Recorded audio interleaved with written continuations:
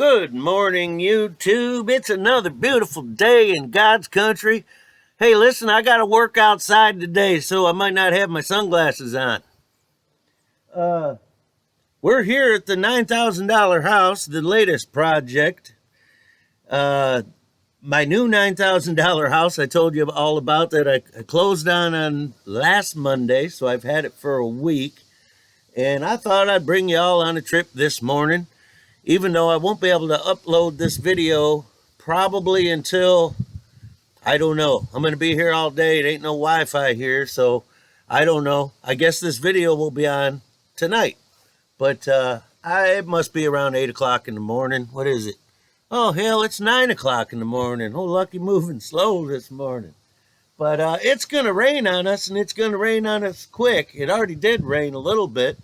But so this video is going to be a little short this morning because I got a lot to do outside here before it starts raining. But anyhow, I'm going to give you all the tour of the $9,000 house, a miniature tour, so y'all can figure out how I get houses for $9,000, which actually is an expensive one.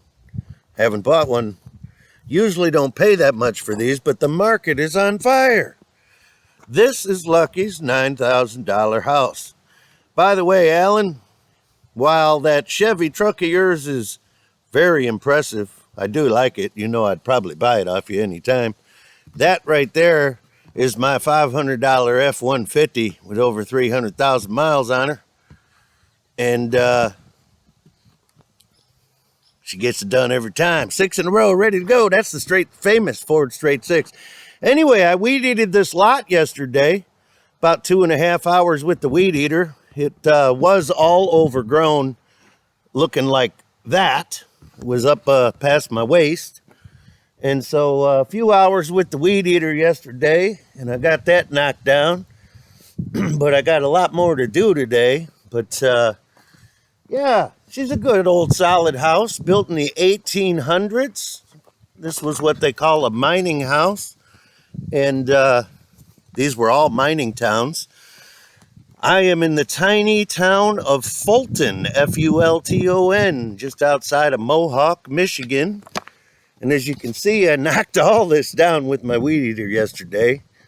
I'm going to show you guys how to maximize your efforts with a weed eater since you're here with me today.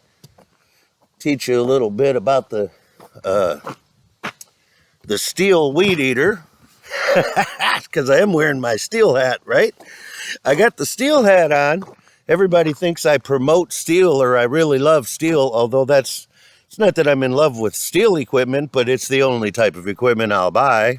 We're talking blowers, weed whackers, or chainsaws, but that's just me. But the hat was free, y'all. If you ain't figured it out yet, give me a break. The reason I wear this one's because the only one I got left that's clean. And if I wear my dirty hats on my video, then my mama scolds me. So I wear the Stihl hat because it's still kind of clean. So anyway, you get the idea. This is the exterior, which I'm going to repaint, rehab. You can see I got a little work to do up there on the roof. If you can see that, it's not leaking, but this side of the house is roofed with what's called roll roofing. And the bottom couple of layers have blown off in the most recent windstorms. If you can see this wood up here, it's still fresh. So I'm in good shape. There's no leaks. And we're going to get some new roll roofing up there, keep her from leaking. And she got a couple new windows here and there, but mostly old windows, probably from the 20s or 30s. And all that. Now, back here's where I haven't weed eated yet, but I'm going to this morning, even though it's wet. But the first thing I'm going to do is get this burn pile going, if y'all can see that. Back there, I got to light that. Yeah, it's fun working up here. I love bonfires. This will be a good one. About 15, 20 minutes from now. Even though this is soaking wet, I'll have her raging. Now, I don't know. Anyway, folks, this is how they built them back in the 1800s. There's an old-timey shed over here that I'm going to borrow me a car hauler trailer And my buddy's going to bring his bobcat over. And with a little bit of good high quality rednecking, we ought to be able to get that there shed up on the trailer. I'm going to take it to my house, repaint it, rehab it, repurpose it, and save that 140-year-old shed right there. It's actually pretty well built. And of course, I'll slap some new roll roofing on it, paint that thing all the way around, paint a nice trim, make it match my house, and it'll look good, and it'll be 140 years old. I don't know if you all will be able to see in here. Just needs a little bit of work, right? You guys have seen stuff like this before, probably.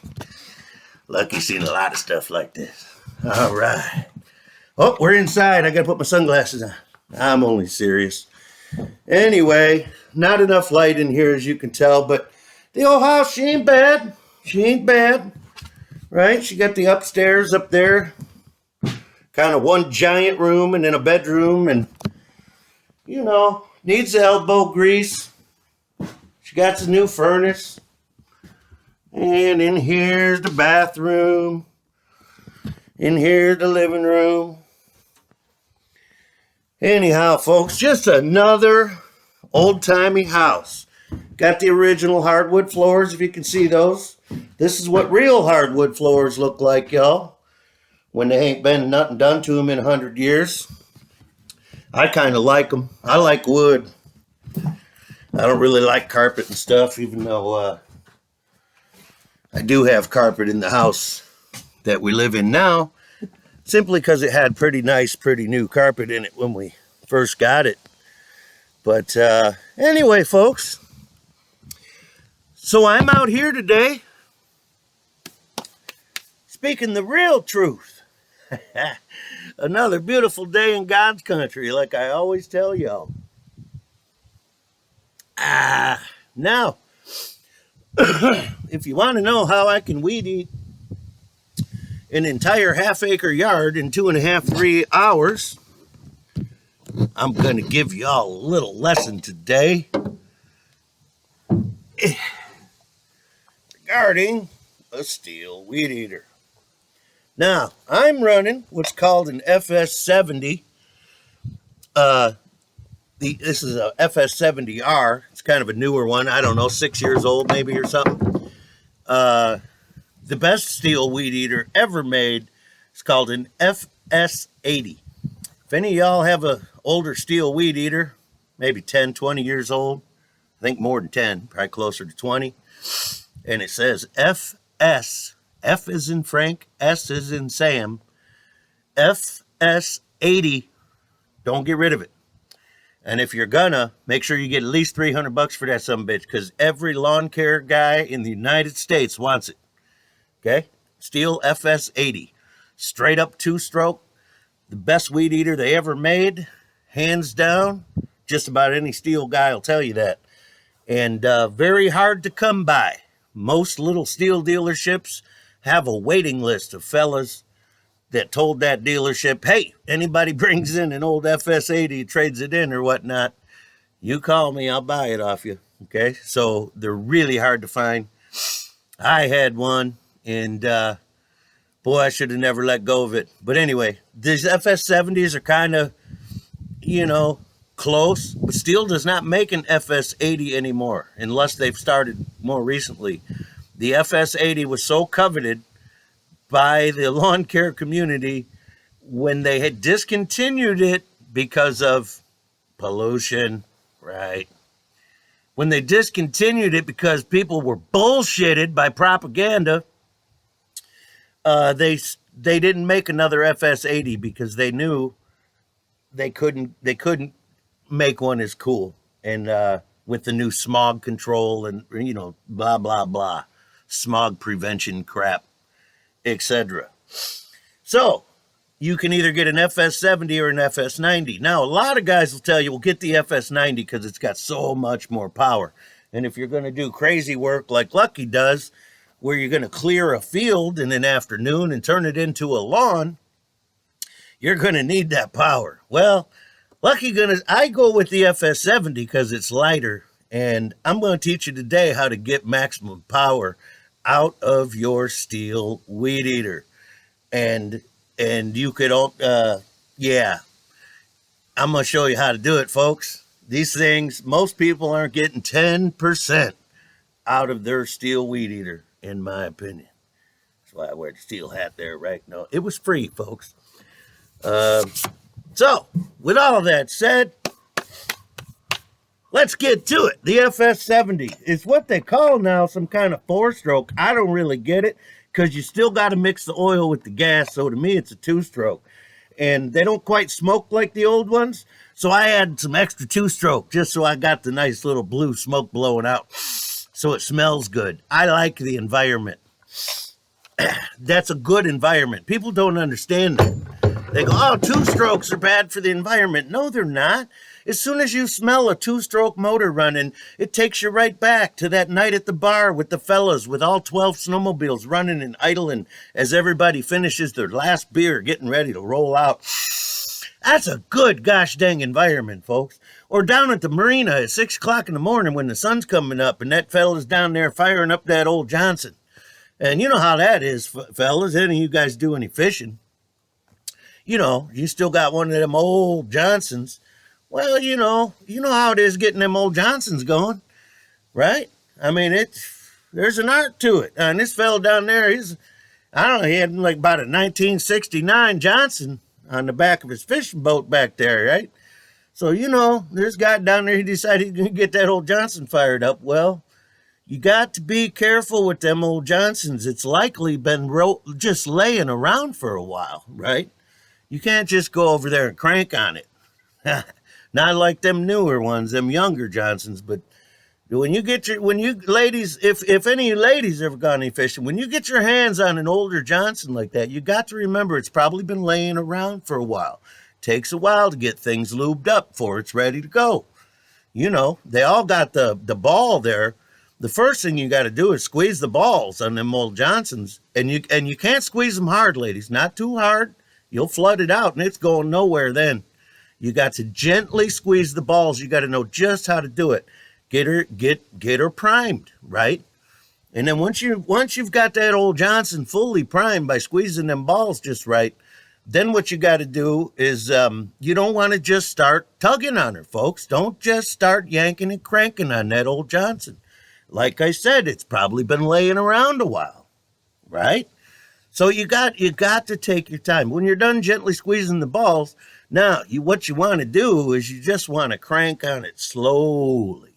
Just jerk on that thing slow, because you got to get things lubricating naturally, right? So you got to get, you know what I mean? You got to lube up that old Johnson a bit before. Once you got her properly lubed, well, then you can start really jerking on it or cranking on it. But anyway, y'all get the idea. I'm sure you guys been around plenty of fishing motors before. But so the Stihl here now, this is a little different. This is a little more modern piece of machinery. Now, one of the best things about Stihl is they made their products very, very good to last a long, long time, as well as to operate with maximum safety in mind.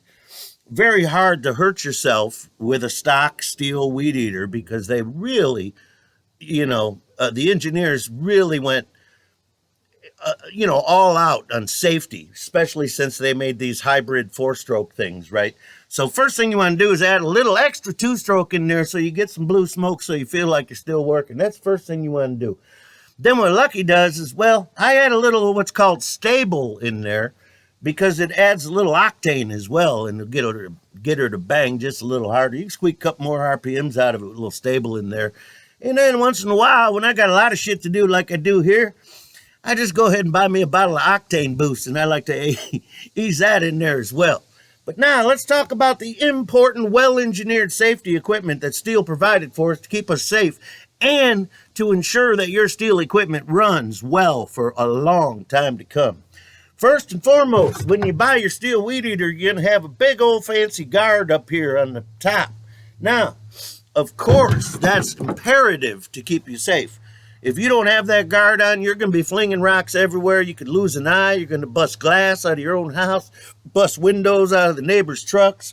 You might kill a couple kids riding by on bicycles. So get that off right away, because that's really getting in the way of shit, if you ask old Lucky. And I'm going to tell you why. And I'm going to tell you another reason why they put that on there, too. Not just to keep the kids safe that are riding their bikes around the neighborhood, but also it cuts your line. See? That handy dandy there guard that's about yay wide, so you look like you're out there running a metal detector. Well, that thing not only keeps the rocks and everything down on the ground, keeps everybody safe, including the operator of this here Stihl weed eater, it also keeps your line cut to precision measurement about yay long, which is wonderful because these motors run high RPMs, but the Stihl motors are built so well, they stay well lubed and they can run at high RPMs for years. This sumbitch here will run for 30, 40 years if you keep that guard on. Why is that? Because you only get this much line out, so it's never going to work that hard. So get rid of that guard. They fucked up when they made that. Get that thing off there, because you want to run your line out about yay long, which is why you need the octane boost in the stable in your gas, you see, because we're going to need every RPM, because we want to run that line out about yay long, because we got a field to knock down. Now, if you have to take your Stihl weed eater back in for warranty work, make sure you put that guard back on and cut your line back down to here where it's supposed to be, so they don't catch you doing that. They don't want you doing that, because your weed eater ain't going to last 30 years. I forgot that part. All right, but you're going to get some shit done. That's the important part now. Now, not only do you want to pull that guard off so you can get that line whipping out about 6 feet, when old Lucky's running the weed eater, it sounds like a helicopter flying over, because that line's going whoosh, whoosh, whoosh, right? Now, here's the important thing that you do not want to neglect this extremely important piece of equipment that the Stihl engineers designed to go right here in the exhaust manifold here, because you know you got to have good exhaust, right? Right here, I believe it's what you call that, is the exhaust manifold. I don't know, it gets really dang hot, folks. I guess it's a muffler is what you call that. It gets really hot. Be careful. Lucky, I used to do this a lot, and I always had a big old burn on the inside of my elbow, even if I was wearing a shirt.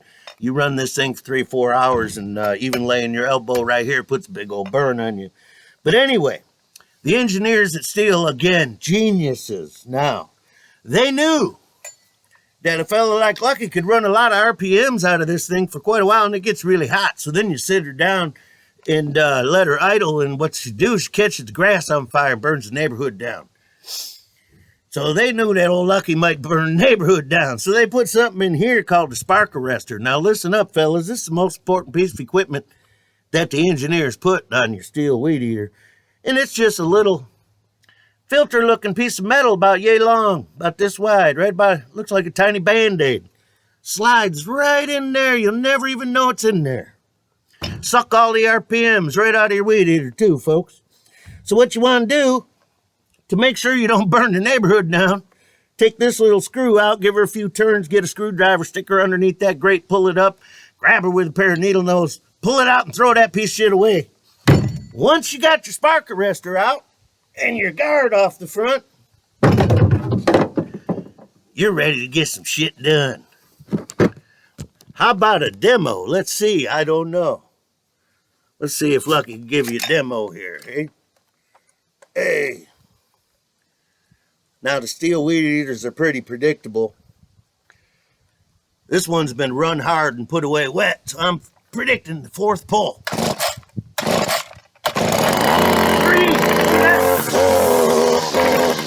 Now, she runs a little rough because Lucky got her pretty tore down. You still get going now. Because I took that spark arrestor out, so I get a bunch of extra RPM.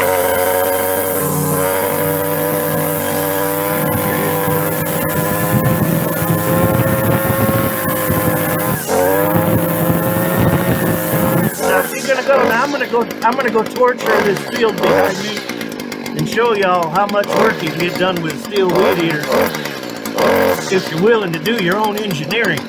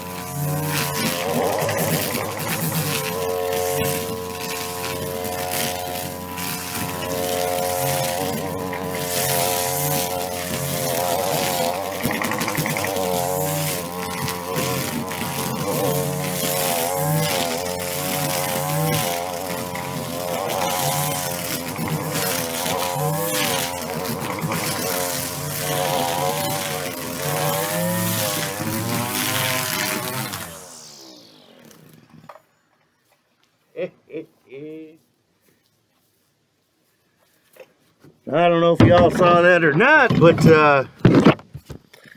now, you probably heard I was bogging my weed eater down really good. That's because I'm getting every inch out of it that I possibly can. Now, is my FS70 going to last 30 years? Hell no. But you know what I don't want to do? Is spend 30 years knocking this lot down over here. And I ain't going to. I don't know if y'all got to see what I just did or not, but, you know, just cleared 30 feet of brush. You can see my burn pile now. Just takes you a couple minutes. Anyhow, I got to get to work, y'all.